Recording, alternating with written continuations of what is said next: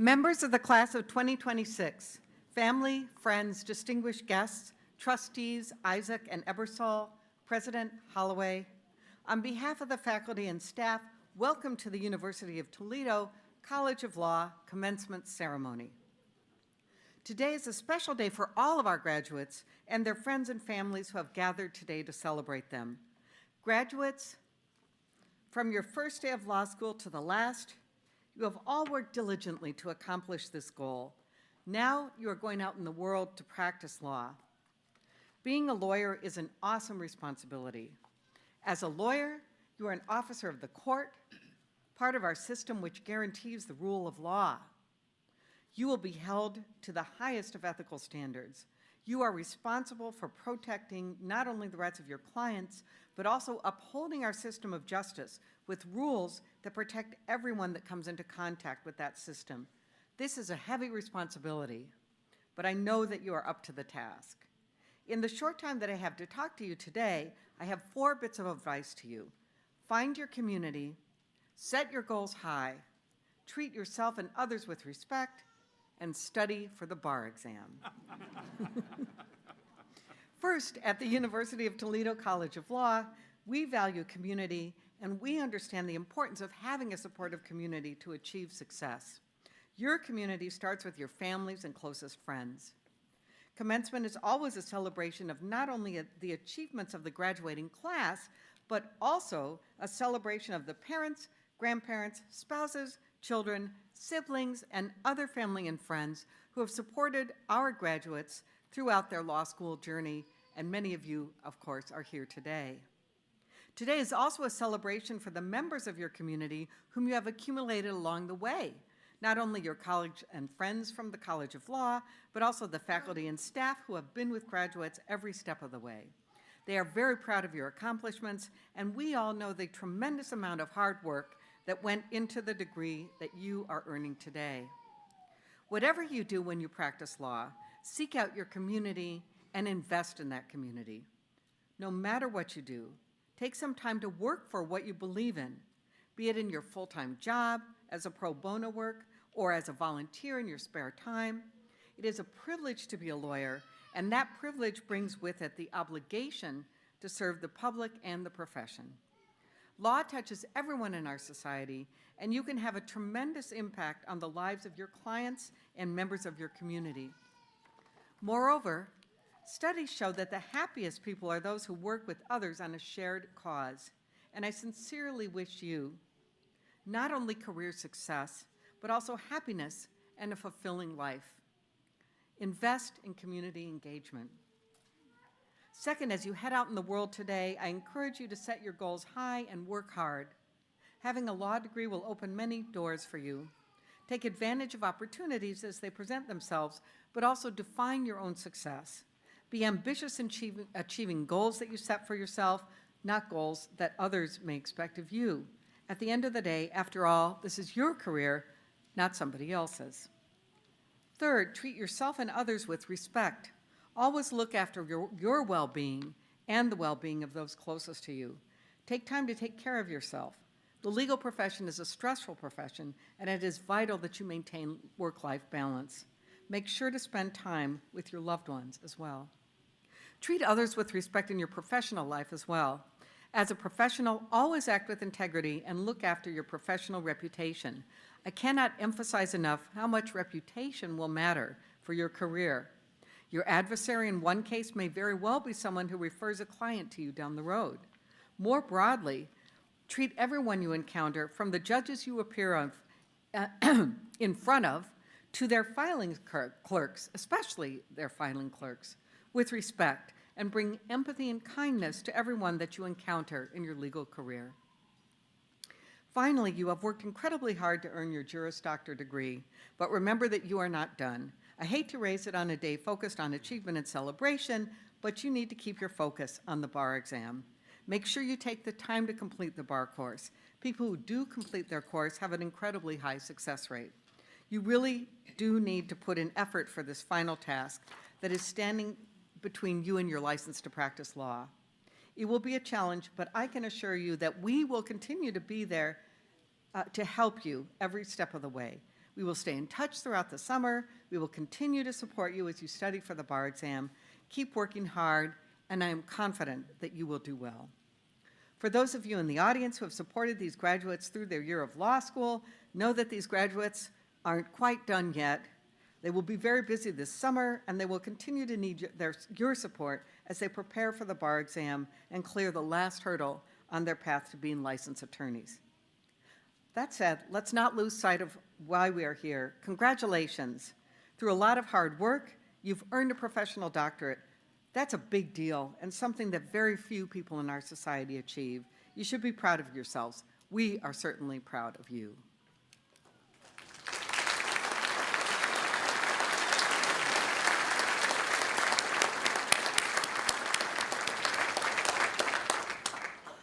Now, to bring you official words of welcome from the student body, it is my pleasure to introduce Ms. Nev Johnson, immediate past president of the Student Bar Association. Ms. Johnson.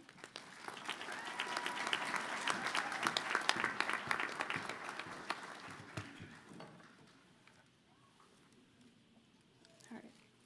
Hi, friends. First, I want to thank you all for letting me serve as your Student Bar Association president. It has been one of the greatest honors of my life. Even though I now know more about meeting agendas, bylaws, and impeachments more than I wanted to. But truly standing here today feels absolutely insane, not just because we finished law school, which still hasn't kicked in yet, by the way, but because of everything it took for all of us to get here. Law school's hard, and anyone who says different has watched way too much Suits or Law and Order. And the thing is, everyone tells you it's hard before you start. But for those of you who know me, you know that I am very stubborn and I don't like to listen. So I tell people it's a lawyer in me, but really I think that's just how I am. What they fail to tell you, though, is how much life keeps happening while you're trying to get through it. Some people here are raising kids while briefing cases. Some of you are working jobs, dealing with debt, or trying to figure out how to stretch 3 hours of sleep and a cup of coffee into a functioning human being.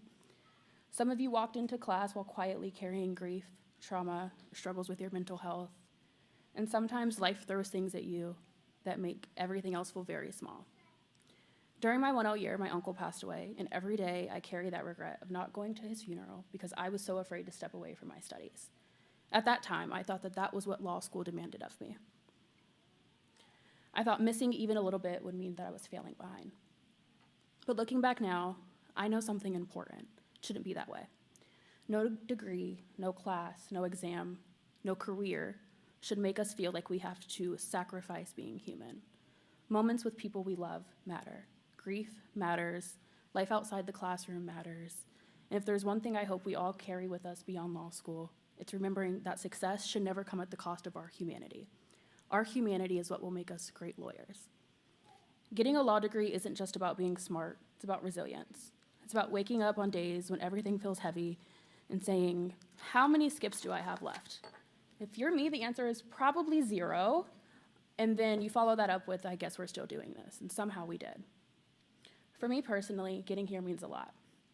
I'm a Black biracial woman and a first-generation law student. And when I first walked into law school, it wasn't anything that I was used to. I didn't grow up around people talking about the rules against perpetuities at the dinner table. To be fair, I'm still not convinced that anyone knows what that means, but that's a problem for future me in bar prep. What I did grow up around were parents who taught me how to navigate life when things got hard. My mom taught me something really important, that it's okay to slow down and to feel your emotions. In a world that constantly tells us to keep pushing, keep achieving, keep moving, she reminded me that being strong doesn't mean pretending that everything is fine. Sometimes, strength looks like taking a breath, feeling what you need to feel, and then getting back up when you're ready. That lesson carried me through law school more times than I can count.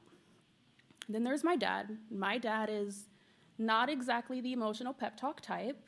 He's stern, he's direct. He always had this attitude of, you belong wherever you decide to stand because you say so. And even though I'm a first-generation law student, my dad worked harder than anyone I know to create opportunities for me.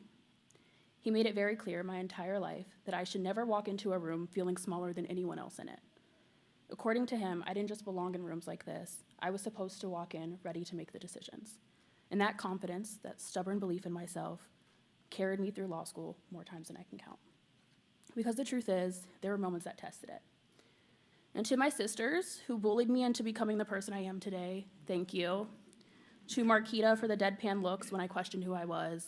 Thank you for being a Capricorn, I really appreciate that. To Ashley for making sure I never forgot where I came from. Please stop telling people your sister's an attorney. I also still need that retainer money. To Shanice for letting me win our fights when I was half your size, even though you still tell people to this day that you beat me every time. Thank you for being the nice sister and teaching me what it means to have empathy, even though we all know I was never getting the title of nice sister to begin with. There were times during law school where many of us faced things that you shouldn't have had to face in the first place. And interesting enough, one of the things that people would often say to me during those moments was, "You handle everything so well." But the truth is, people weren't born knowing how to handle adversity.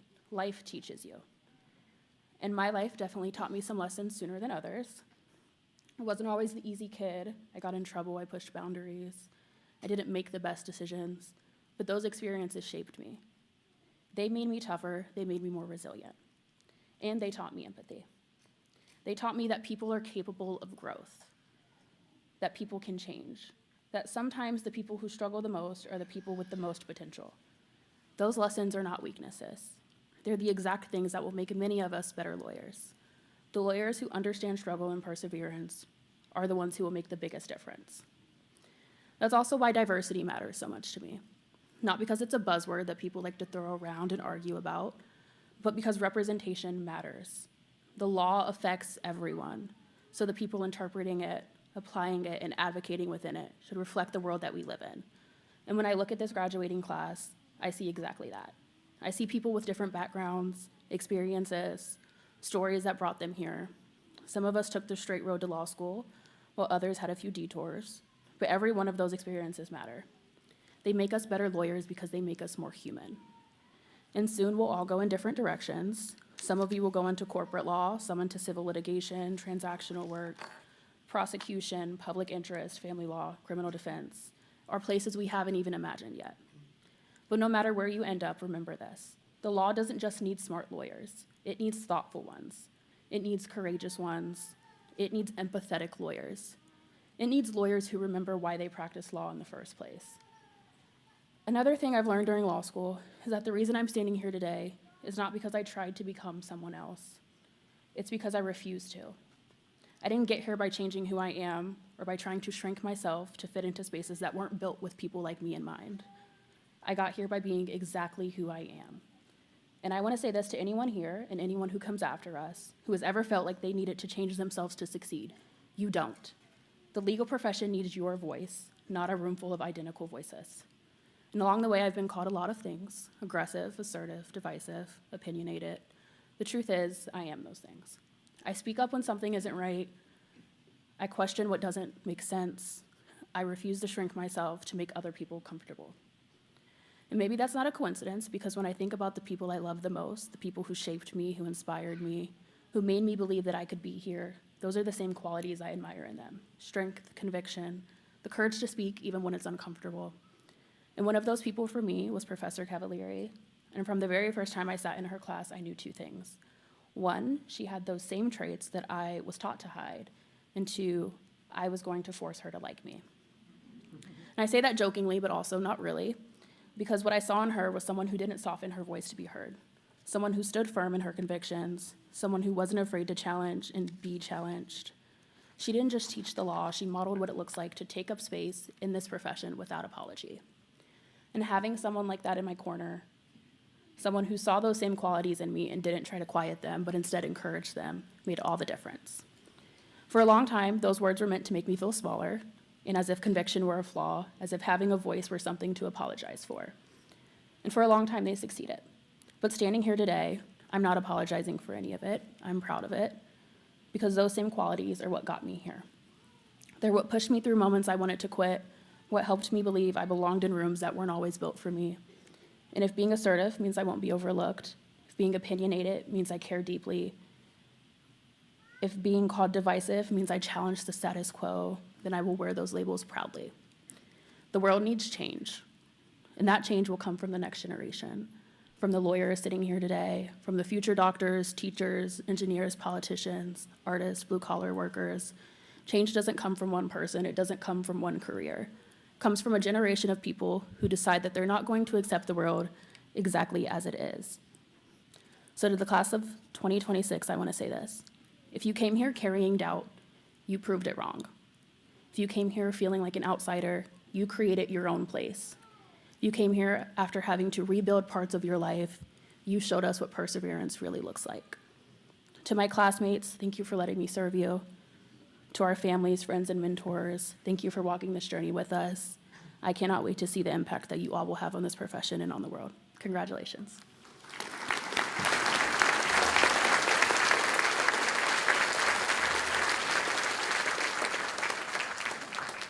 At this time, I would like to present the Outstanding Professor Award. This professor has made a significant impact on students through his dedication, his mentorship, and commitment to excellence in teaching. I'm honored to present this year's Outstanding Professor Award to Professor Eugenio Molo.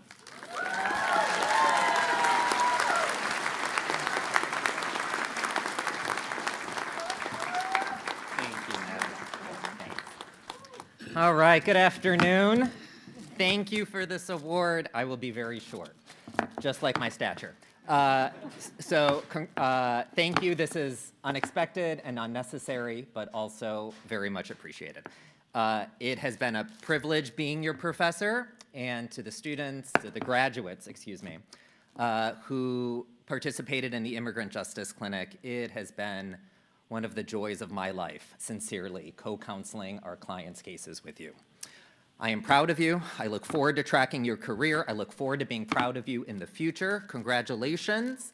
Thank you for this award. Happy Mother's Day.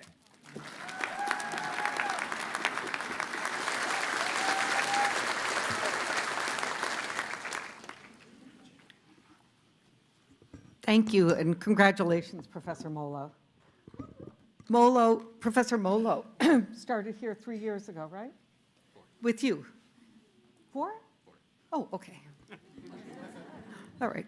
I started as dean 3 years ago with you. You're my first class, so you're a very special class.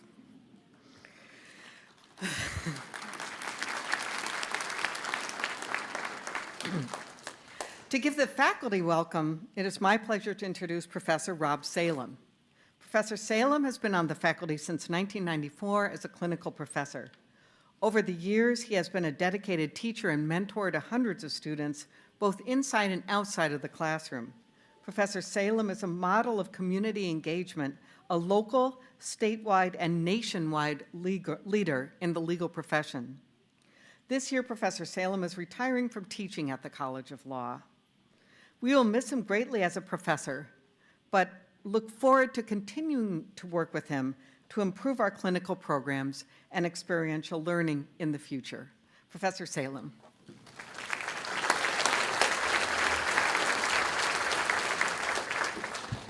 Thank you, Dean Zitlow. On behalf of the faculty, I want to welcome everyone to today's commencement. Class of 2026, congratulations. It's been an honor for the faculty and staff at Toledo Law to be a part of your professional growth and development. And today, we're here to celebrate you and your impressive accomplishments. Also, happy Mother's Day. To all the moms in the room, I'm really glad you're here. I often hear, because for some reason graduation is always on Mother's Day, I often hear people say, why do they schedule these things on Mother's Day? And I get that, but then again, what better gift for you moms in the room to see your child become a doctor of jurisprudence today? So happy Mother's Day again.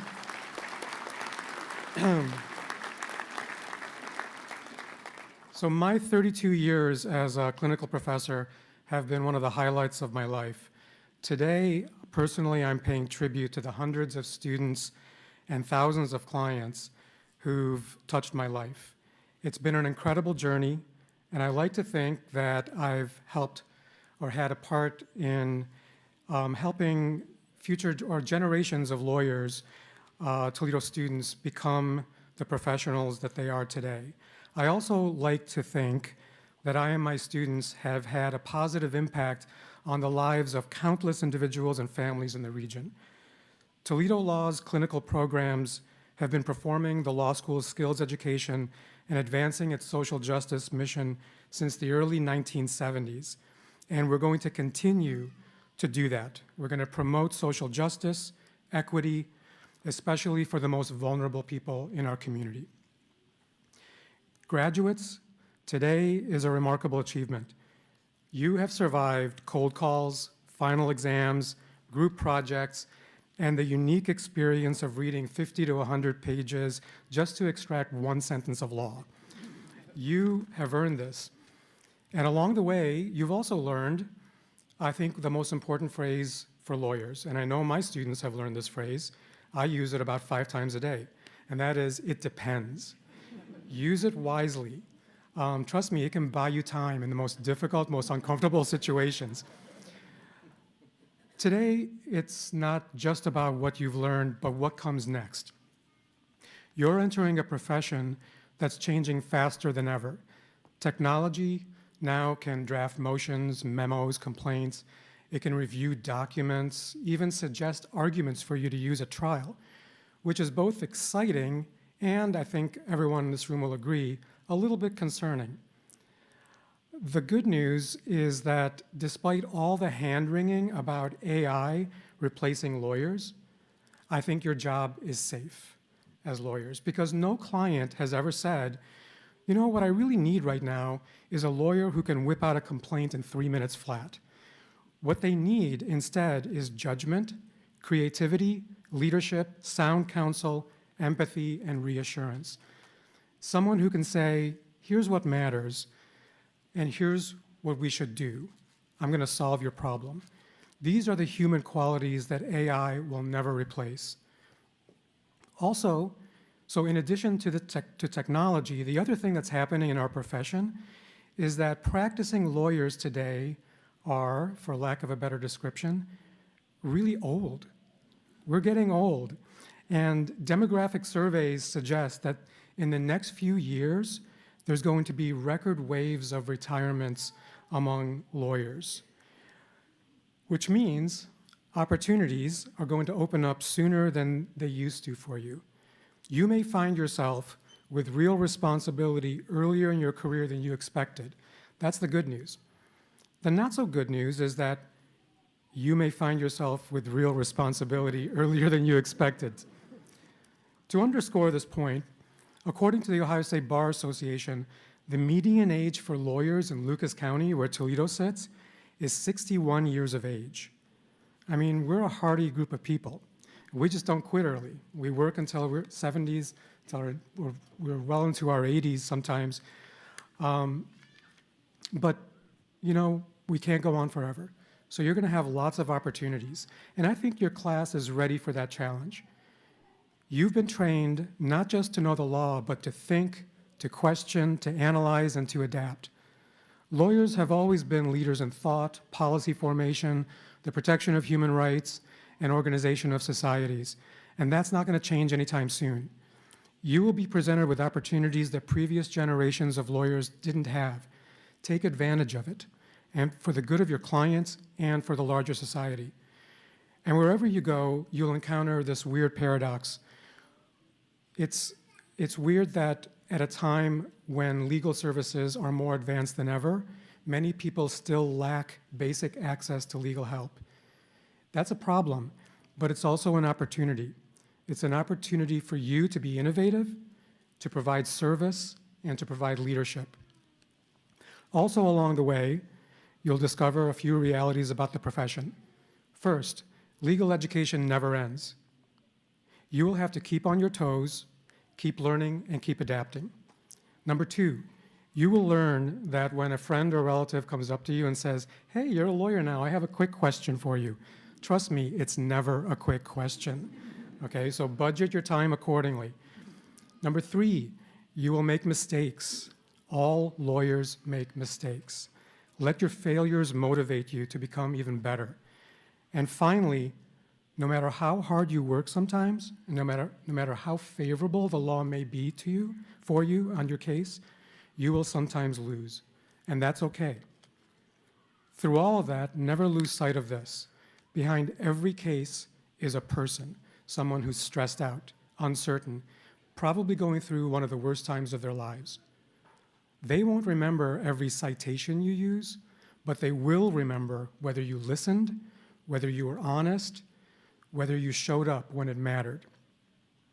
And in a world of increasing speed and automation, those human qualities, judgment, integrity, empathy, are not becoming less important, they're becoming much more important. So yes, learn the new tools, be efficient, adapt, but don't confuse being fast with being thoughtful. Don't confuse having an answer with having the right answer. And don't forget that your degree is not just a credential, it's a responsibility. You now have the ability to shape outcomes, to guide decisions, and to influence lives. Use your skills and knowledge well. Graduates, the future of the legal profession is changing, but it's not changing without you. It will be shaped by you, how you practice, how you treat people, and what you stand for. So go forward with confidence, with humility, and with the knowledge that you can make a difference. Congratulations, class of 2026. I'm very proud of you.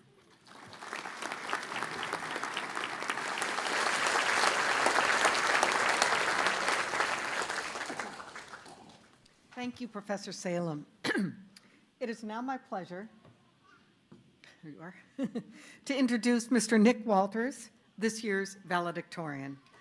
Congratulations to you on this spectacular achievement.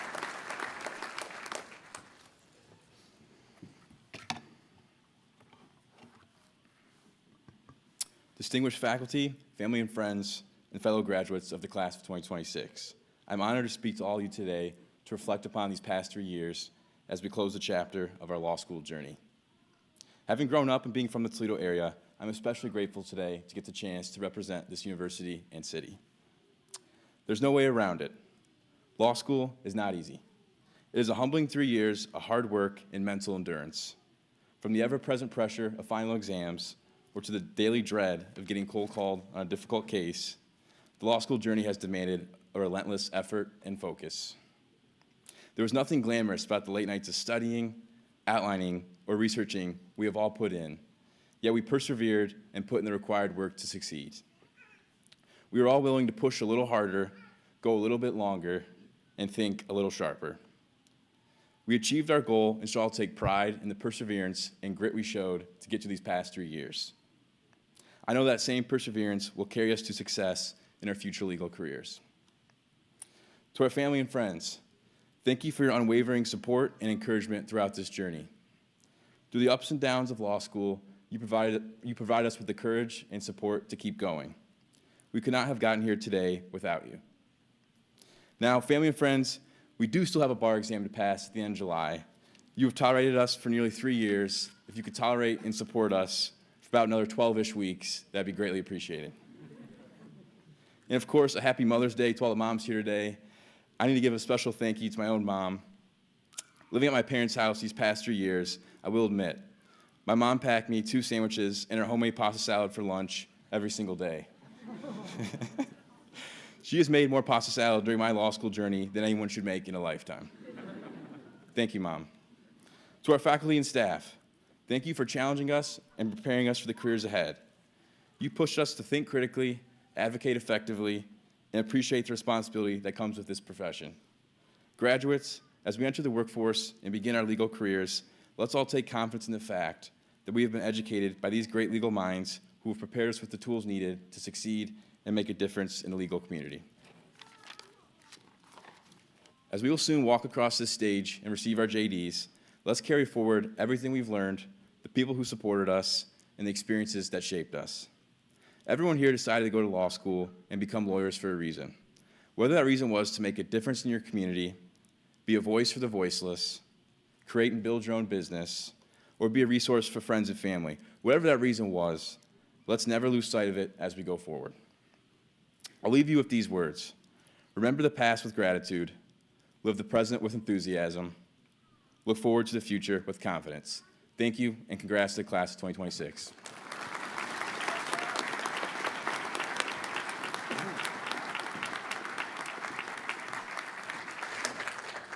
Thank you, Mr. Walters. Congratulations again. It's now my pleasure to welcome today's featured speaker, Mr. Brian Goldberg. Mr. Goldberg is a native of Cincinnati, Ohio, who grew up there and graduated from Walnut Hills High School. He then attended the University of Cincinnati, graduating in 1982 with a bachelor's degree in political science. Upon graduating, he attended the University of Toledo College of Law, earning his Juris Doctorate in 1985. Upon graduation, Mr. Goldberg passed the Ohio bar exam and began practicing in Cincinnati with a small law firm specializing in creditors' rights. After 3 years in practice, Mr. Goldberg started his own practice, concentrating on baseball player contract representation. He was very fortunate to represent a high-impact player at the outset, 1987 number 1 overall pick Ken Griffey Jr. He had earlier become friends with Ken Griffey Sr. at the University of Cincinnati when he was a freshman, and Griffey Jr. was taking classes in the off-season during his Cincinnati Reds career. Since then, Mr. Goldberg has represented and continues to represent numerous Major League Baseball players and still represents Ken Griffey Jr. in his post-playing career endorsements and business endeavors. Please join me in welcoming Mr. Brian Goldberg.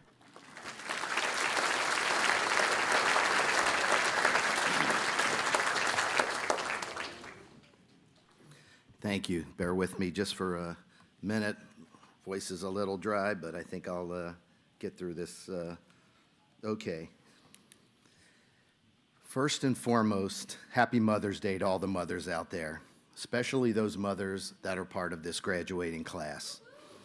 Yes, it's a bit ironic that I'm speaking here today, the first Mother's Day without my own mom. She was just short of 95, and I'm picturing her and my dad being here 41 years ago. Now, congratulations to all of you graduating today. It's okay to sit back and enjoy the moment until tomorrow, as I'm sure most of you are about to embark on your particular bar prep. Do it right, do it once, never have to do it again. I'd like to sincerely thank Dean Zeitlow and the entire UT Law faculty and staff for this generous invitation to have me speak to you for a few minutes. You said I get 30 minutes, right? Just kidding, just kidding. Really, though, I'm truly humbled by this honor, and I feel like there were so many others from my class that are much more worthy. If there is one word that can be used to sum up the theme of my message to you, it would be relationships. Let me start with my classmates. One would think you would mature a lot in 40-plus years. So in letting some of them know that I would be speaking to you today, a few of them who live in Ohio said they would try to come in today to heckle me. Some things never change. But seriously, let me start with the importance of continuing the relationships that you have all made over the last few years here, and even expanding on some of the casual relationships as you get older and into your career. I won't bore you with the long stories, but I have a couple of stories that I'll even tell you later about relationships that were casual relationships, but over the years became stronger, some by coincidence. I graduated 41 years ago in 1985. Yes, I was only 10 years old then. No, I'm just kidding. Before cell phones, email, and internet, but many in my class have continued to stay in touch from the outset. Just going back chronologically, I grew up in Cincinnati and attended Walnut Hills High School, stayed in town to attend undergrad at University of Cincinnati, graduating in 1982, and then started here at UT Law in the fall of '82. I came to realize soon that that was actually Marcy Kapter's first election, 1982. It was obvious from the faculty-student mixer the weekend before classes started that everyone at UT Law, from Dean Francis Beatty on down, were deeply caring and approachable. My first group of friends were a real mix of a couple of people that I knew from both high school and undergrad at Cincinnati, and a lot of new acquaintances from all over: Cleveland, Columbus, Canton, Philadelphia, New York, West Virginia, and a good chunk from here in Toledo. I'm sure you all have these types of stories, but one in particular stands out to me that 40-plus years later, we all still joke about. First quarter, yes, we were on quarters, first exam of first-year torts. The professor advised us both right before the exam and again right after the exam not to discuss specifics of the exam with each other, as you'll spot issues that others did not. So, of course, as we're walking out of the exam, two of the Toledo locals who grew up with each other started talking about the exam. One said he thought he aced it, whereupon the other said, "Oh yeah? Well, how did you handle that res ipsa issue?" The first guy gets a blank look on his face and he goes, "What res ipsa issue?" See, so it pays to listen to your professors. Again, relationships, especially when you're building them sincerely and without ulterior motives. I'm going back to the late 1970s, very first quarter of my undergrad freshman year. One of the current Cincinnati Reds players at the time, Ken Griffey Sr., walks into my Intro to Communications class as he wanted to continue his education, never having the opportunity to do that at that point up until in his baseball career. After class, he was looking kind of lost, and outside I noticed he didn't have the course book, so I asked him if he was looking for the campus bookstore. He, in fact, was, so I showed him where it was, and we struck up a short conversation. Throughout the quarter, we sat near each other in class and went out to lunch for a few times. He seemed pretty comfortable with me, partly because I never asked him for anything, and truly, I wasn't after anything. Also, the fact that I helped him study in class didn't hurt either. After the quarter was over, Ken gave me his home phone number and the number to the Reds locker room in case I wanted to leave a message about him leaving tickets to a game that following season. I think I took him up on it twice that next season, as I didn't want to abuse the privilege. Over the course of the next 7 years, through college and law school, Ken and I would stay in touch during both the off-season and during the season, where I would still only ask for tickets no more than twice a season. Around the time I came to Toledo in the fall of '82, Ken was in his first season with the New York Yankees, having left the Reds as a free agent after the '81 season. Being in Toledo and having stayed that summer after first year to work allowed me to stay in touch with Ken and watch him play, as the Yankees would come to nearby Detroit and Cleveland twice every season. I had not given much thought to blending a law career in sports until that summer after first year. I planned on taking sports law in the spring of second year, but did not know the professor, Phil Closius, from any of my first-year classes. So I decided to make an appointment with him about the possibility of pursuing a career in sports law. When I met Phil and mentioned my goals, he came back with a realistic but a really blunt answer in his East Coast accent. "Yeah, you and every other guy." I then explained the relationship I had with Ken Griffey Sr. and that I believed he would possibly help me. Phil again bluntly said, "Do you know how many other guys are friends with professional athletes, maybe even with Ken, and think that they will help them too?" Needless to say, by the time I left Phil's office, I was knocked down a notch and felt a bit dejected. A couple of weeks later, Phil sought me out right before an evening class that I was taking that summer. He asked me if I was still interested in a career in sports law. I knew how competitive and challenging it was going to be, but I told him that I don't give up that easily. He softened up a bit, agreeing that having that relationship with Ken may in fact help.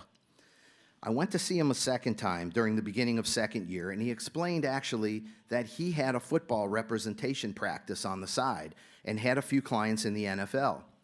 He would spend Saturdays at college football games around Toledo and the MAC conference close by to meet prospective clients. He spent the rest of our meeting talking about practical things like relationships, how to get clients, cultivating and maintaining those client relationships with other people in the business and the sports industry. At that moment, I came to realize that there were some other Brian Goldberg type of students at Toledo Law, and I wasn't the only one with that dream. Spring of second year, when I took Phil's course, it quickly became one of the most practical courses in my law school journey. Half of the grade was from the exam, and the other half was from a project consisting of groups of 3 where one was the player agent and the other two were general managers, one from the NFL competing with the USFL, each vying for that player's services. Each of us were given instructions, and unbeknownst to us, they were all in conflict with each other. I was fortunate to get the role of the player agent. Needless to say, as the good agent I was to become, I didn't follow the exact instructions given, and I had my client take the deal with the much higher dollar figure. Other than occasional short discussions, my next interaction with Phil came first quarter of third year, when all three L's had to write a thesis paper on an area of the law that they had interest in. You had to have a professor who taught in that area sponsor you while you were researching and writing your paper, and then they would ultimately grade it for your course grade. Needless to say, I reserved just one of the few sports law spots with Phil and did so early on in that school year. He ended up giving me a topic that had to do with a current NFL issue and whether or not it violated the antitrust laws. As it came close to graduation, excuse me, I went to see Phil for some realistic and practical advice again. I was going to Detroit to watch Ken Griffey Sr. play, and I scheduled a lunch with him before a night game. I asked Phil how to finally go about asking Ken for help stepping into the baseball industry, preferably as a player agent, but I was also willing to work for a team or a league to get my foot in the door. After giving me some advice, Phil surprised me and asked if I wanted him to accompany me for moral support. I jumped at the opportunity, and we ended up having a great lunch meeting with Ken in Detroit. The irony of the whole thing was that before I could even ask Ken for help, he asked me if I had a job lined up after law school, which I did with a small civil practice in Cincinnati. He then offered to help me meet some young baseball players to start an agent practice on the side. On the ride home, Phil kept saying, "Okay, you got a shot, you got a shot."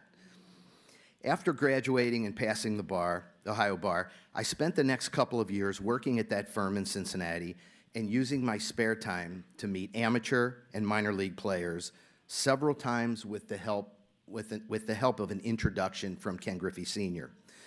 I was also able to represent a few of those clients in the first couple of years, but baseball rules prohibited charging a fee for guys back then until they reached the major leagues. No NIL money back then in 1980s. My big break came in the winter of '87 when Ken, still playing and about to leave for spring training, the Griffey family invited me over for dinner to tell me that Ken Jr., being a senior in high school and eligible for the baseball draft, wanted me, as did Senior and his wife, to represent Junior. I had gotten to know Junior a little at a time, first meeting him when he was about 10 years old, and then watching him play in high school and summer leagues, while Ken Sr. was gone playing Major League Baseball. Again, it was a bond without ulterior motives or expectations from me, which solidified our relationship and earned the Griffey's trust. As I'm sure some of you are aware, Ken Griffey Jr. got picked number 1 overall in the 1987 amateur baseball draft by the Seattle Mariners. And after a short season in '87 and then the '88 minor league season, Junior, as everyone calls him, started the 1989 baseball season in the major leagues as the starting center fielder for the Seattle Mariners at age 19 for the entire season.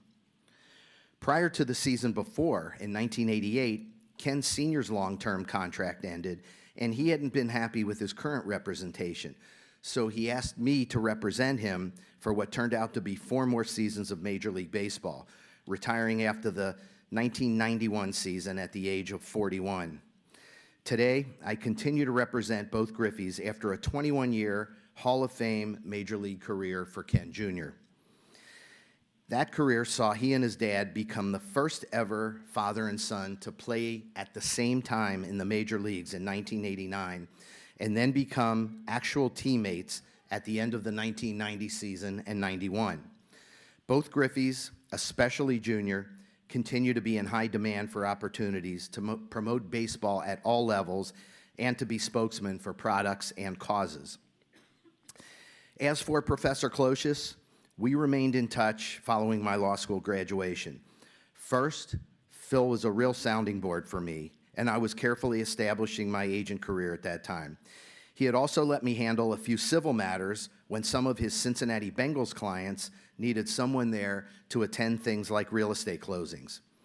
Phil became dean here at UT Law and then University of Baltimore Law School throughout the 1990s and 2000s, constantly inviting me to Toledo and Baltimore to give talks to his classes and to speak at his sports law seminars and symposiums. We still keep in touch. The last relationship I want to mention, but certainly the most important, is that of my wife of almost 35 years, Robin. I purposely waited until my career was off the ground to even begin to look for that life partner. And man, am I glad I did. I couldn't have done any of this the last 35 years without her love and support. And we have the bonus of 2 awesome kids to show for it. So I come full circle, back here again, this time congratulating all of you on the tremendous achievement you have today, and to remind you of the importance of the relationships you've cultivated and hopefully continue to nourish and build upon, from faculty and staff to your fellow students and friends. Be proud and cherish those relationships. Thank you again for letting me speak to you today. Everybody be well. Now all of you go out there and kick some butt.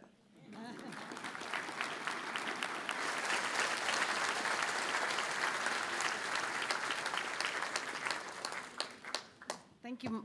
Thanks so much for your words of wisdom, Mr. Goldberg. And one lesson to take away from that, all of you, is come back. Keep in touch with us. We don't lose our relationship with you just because you've graduated. We still care about your success, and we'll do what we can to help you, like Professor Closius did for him. Before we present hoods, confer degrees, and award diplomas to the graduating class, I would like to introduce the members of the Board of Trustees who are with us today and the president of the university. Zach Isaac was appointed to the University of Toledo Board of Trustees by Ohio Governor Mike DeWine in 2022 and also serves on the UToledo Health Board. Mr. Isaac is president of the Isaac Property Company, a real estate development company. Prior to rejoining Isaac Property Company in 2022, he served as executive officer of the State Bank and Trust Company for 9 years. Isaac had previously spent 23 years at Isaac Property Company as an executive vice president. Mr. Isaac's career also has included serving as executive vice president and general counsel of the Isaac Corporation, vice president and assistant general counsel of First Gibraltar Bank in Dallas, Texas, vice president of the InterFirst Bank, Dallas, and associate attorney with Keating, Muthing, and Kleekamp in Cincinnati. Mr. Isaac earned his JD from Ohio Northern University and was on the Law Review and earned his bachelor's degree in accounting and economics from Duke University.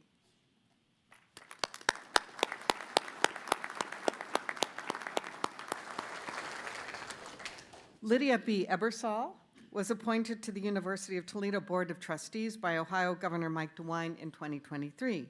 Ms. Ebersol is an attorney and a shareholder in the Toledo office of Retzel and Andrus. Her legal practice focuses on litigating business disputes and liability defense matters in Ohio and Michigan. She also assists clients with business and employment-related immigration and international transactions, especially with her home country of Poland. Before private practice, she worked as a judicial staff attorney at the Ohio 3rd District Court of Appeals and as a judicial extern at the U.S. District Court for the Northern District of Ohio.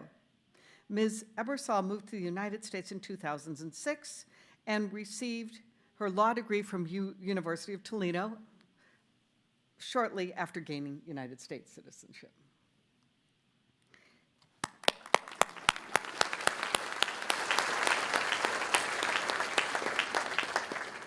Dr. James Holloway began his tenure as 19th president of the University of Toledo on July 15, 2025. A nuclear engineer, Dr. Holloway's career has been a mix of research, teaching, administration, and global work. Dr. Holloway joins UToledo from the University of New Mexico, where he has served as provost and executive vice president for academic affairs since July 2019. Before that, Dr. Holloway served 3 decades at the University of Michigan, where he was the Arthur F. Thurnau Professor and Professor of Nuclear Engineering and Radiological Sciences, now emeritus. He held leadership roles including Vice Provost for Global Engagement, Interdisciplinary Academic Affairs, Vice Provost for Global and Engaged Education, and the Associate Dean for Undergraduate Education in the College of Engineering. Dr. Holloway earned bachelor's and master's degree in nuclear engineering from the University of Illinois, completed advanced graduate work in mathematics at Cambridge University, and earned a doctorate in engineering physics from the University of Virginia. And we're so happy to have him here today.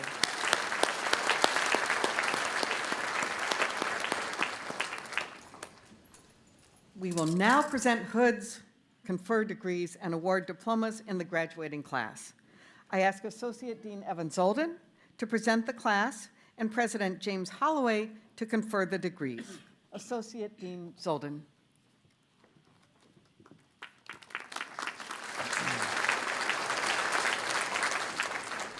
Will candidates for the Juris Doctor please stand?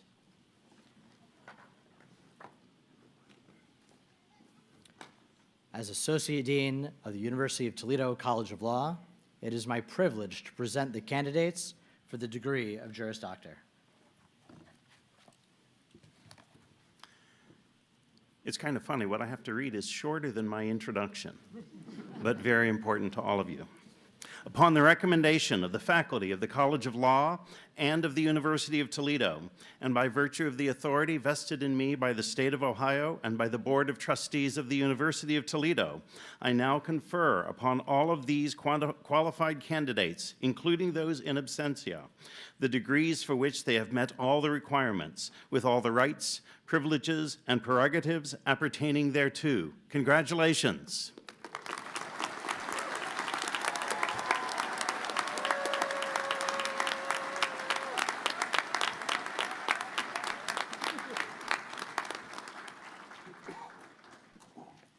Graduates, please be seated.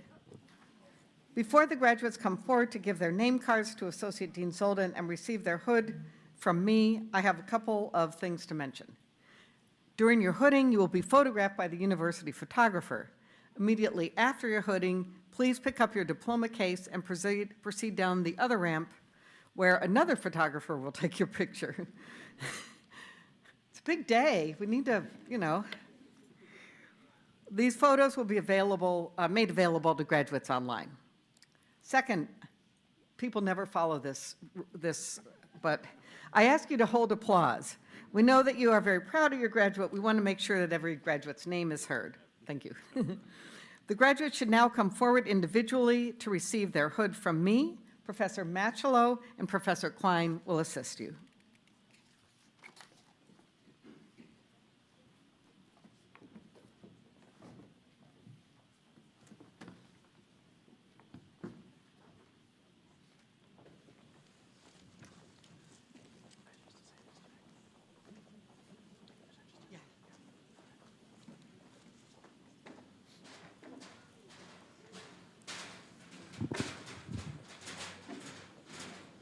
We begin by calling the graduates of the class of 2026 who are joining us this year to the stage.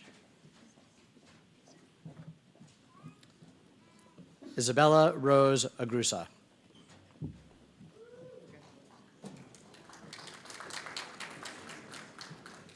Madeline Elger, cum laude, JD, MBA.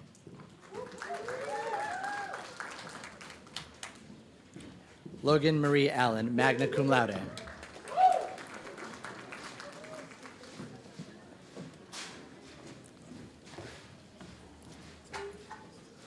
Emma A. Anderson.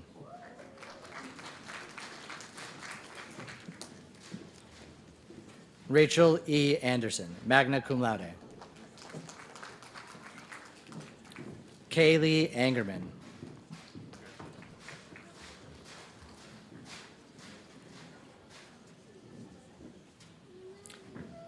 Natalie Rowene Beaverson.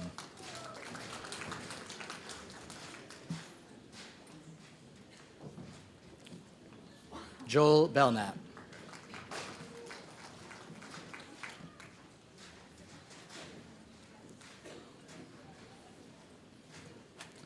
Jacob Allen Walter Benner, magna cum laude.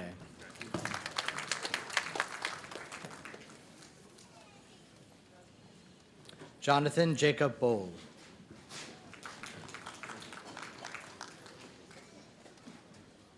Vincenzo Boragina, magna cum laude.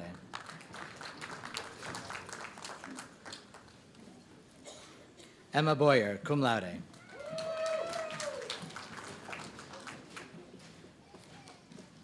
Maximus J. Brandt, magna cum laude. Adi Chandra.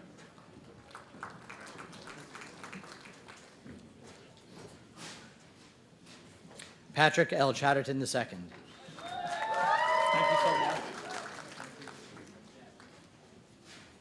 Caitlin Kucher, magna cum laude. Wiley Coyne. Jessica N. Creekmore, magna cum laude. Sarah DeHaven, cum laude.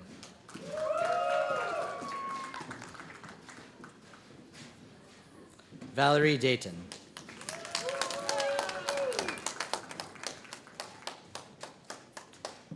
Jake Deshotel. Hanan Marie Debert, cum laude. Adam Grant Dobbs.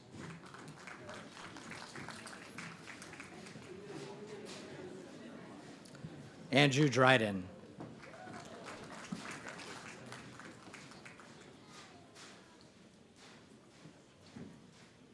Suleiman M. El Farana.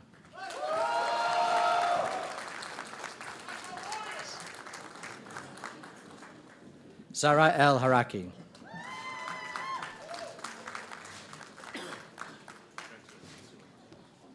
Inas El Ketchen, cum laude.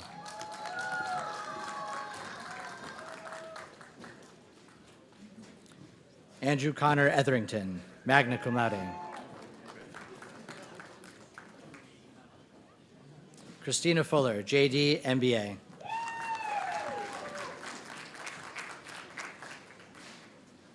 Jake Azar.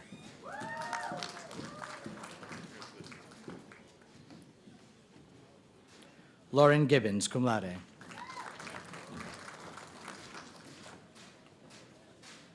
William Gumbash, magna cum laude. Benjamin Greer, cum laude.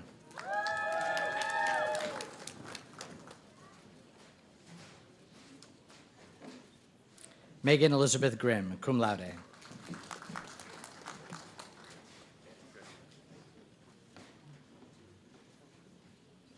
Zain Hamoud.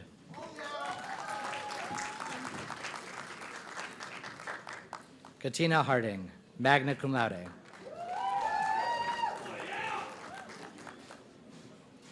Angela Hannah Hartford, magna cum laude.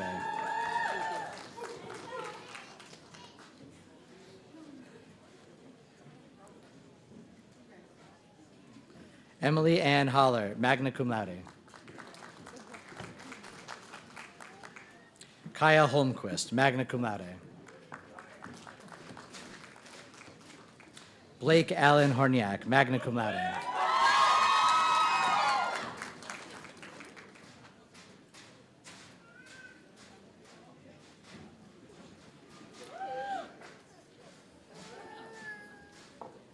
Jenna Ann Hotchkiss.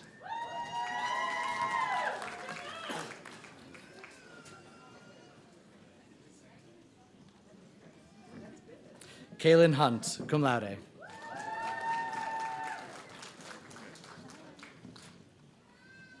Alexander B. Jocelyn.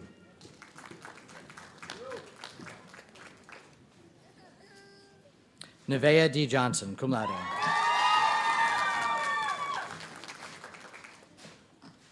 Carl Oscar Cash.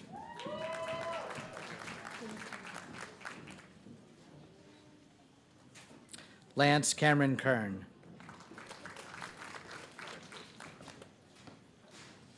Holly Elizabeth Kevern. Jacob Alexander Kirkpatrick. Nicole Koppel.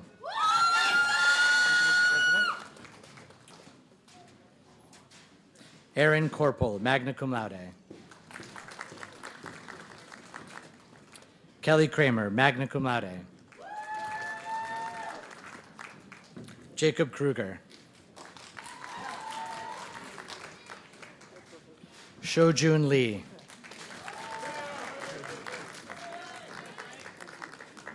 Adam Liskey. Thank you. Edward Maximzak, magna cum laude. Madeline E. McCartan, cum laude. Zachary J. McKenna.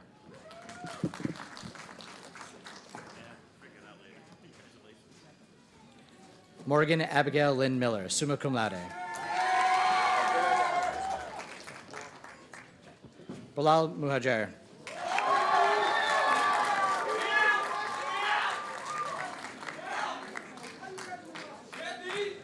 Kelsey Moyer, magna cum laude.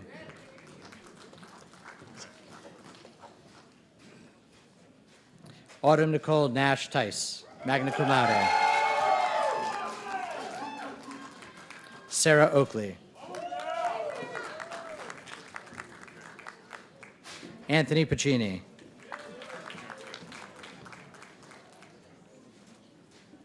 Alondra Placencia Romo. Jake Ream.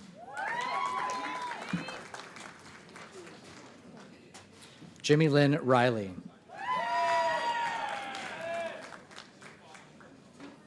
Maria Catherine Rogoski. Matthew Charles Sheneman, magna cum laude. Tatiana Shaheen, summa cum laude. Isabella Rose Sherman, cum laude. Mohammed Ali Swadan.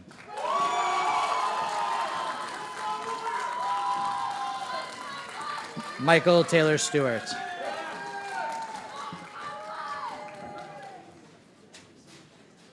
Matthew Thomas Streitenberger.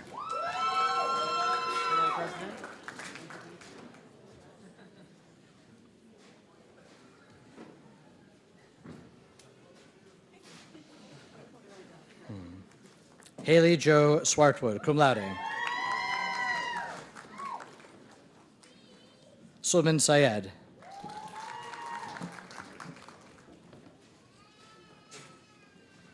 Lauren Lee Wall, cum laude. Nicholas Donald Walters, summa cum laude.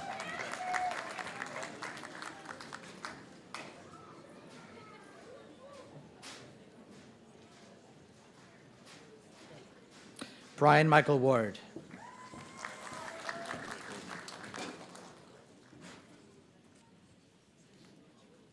Joshua Whitaker, summa cum laude.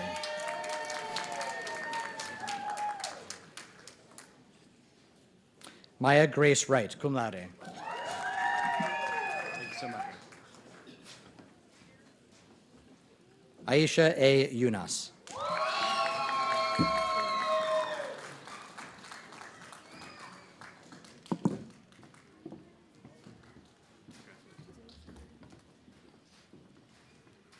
Congratulations to the class of 2026. Please join me in welcoming our new Juris Doctor degree recipients.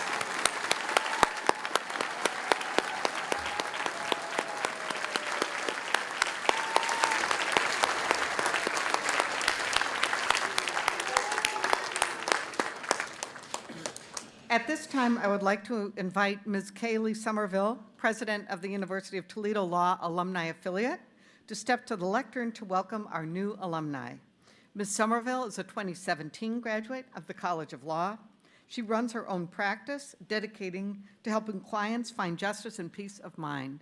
Ms. Somerville has served as member, chairperson, and executive committee member of several professional organizations. Ms. Somerville.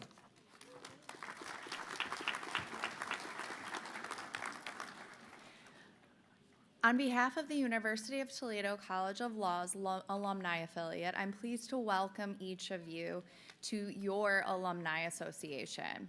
The legal profession is fortunate to have smart, compassionate, passionate, and resilient attorneys and professionals like you.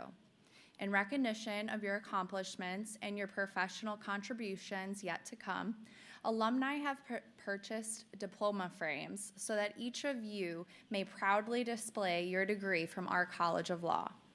The UToledo Alumni Association also presents each graduate with 1-year complimentary membership to the University of Toledo Alumni Association. It's our pleasure to present this special gift to you, available for pickup at the College of Law lobby following the ceremony. Each of you follows in the footsteps of over 9,000 alumni of the College of Law and now are part of a network of over 171,000 graduates from the University of Toledo worldwide. Today is one day that you will never forget. On behalf of all of your alumni, thank you for making a difference and representing the University of Toledo and the College of Law with distinction. Thank you.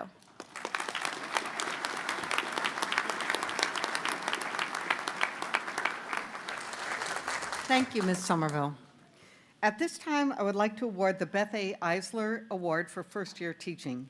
Beth Eisler served as faculty member at the University of Toledo College of Law for 26 years, including 8 years as Associate Dean of Academic Affairs.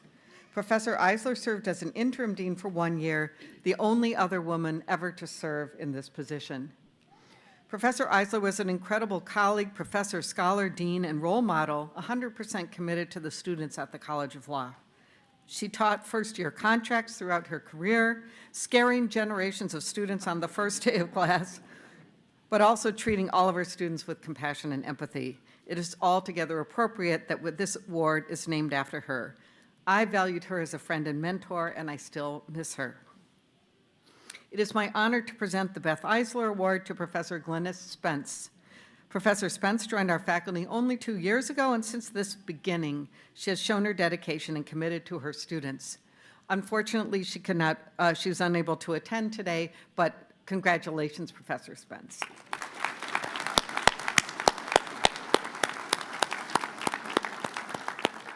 It is now my pleasure to give this year's Dean's Award. This year's winner has been a student leader since the day she began her career at the College of Law. She has served as a co-captain of the trial advocacy team, TA for several professors, and more importantly, as our SBA president this year. Congratulations to this year's Dean's Award winner, Nev Johnson. Yep.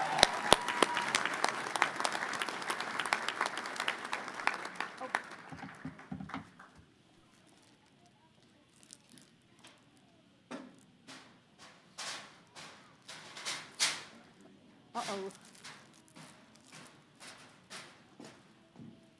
Sorry to make you walk up that ramp with shoes. Thank you so much. Thank you.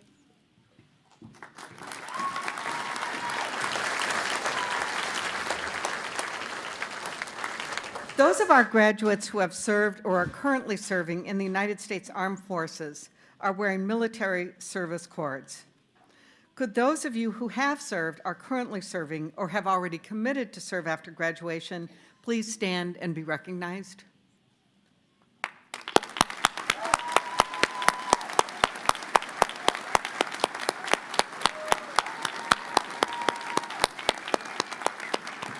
Thank you for your service. We are almost done. I'd like the graduates to stand one more time. First, we have a wonderful group of teachers here at the College of Law. I'd like you to recognize this faculty who guided you through your years at the College of Law.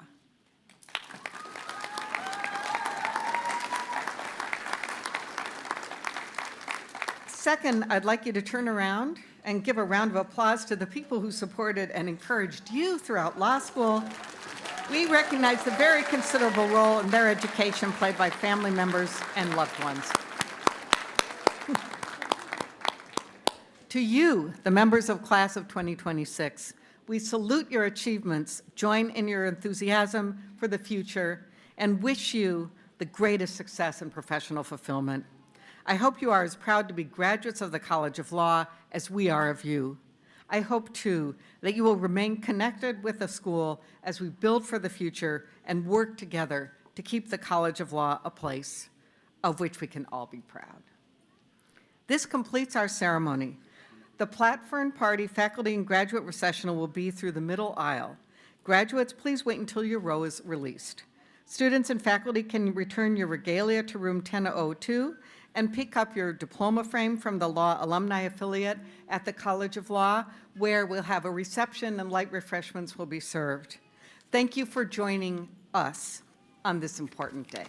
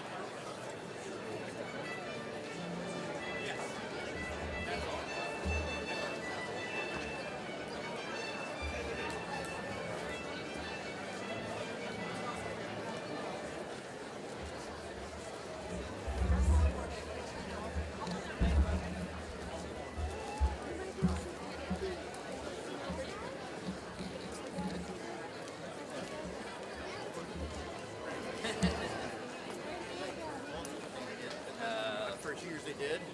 Maybe it was first.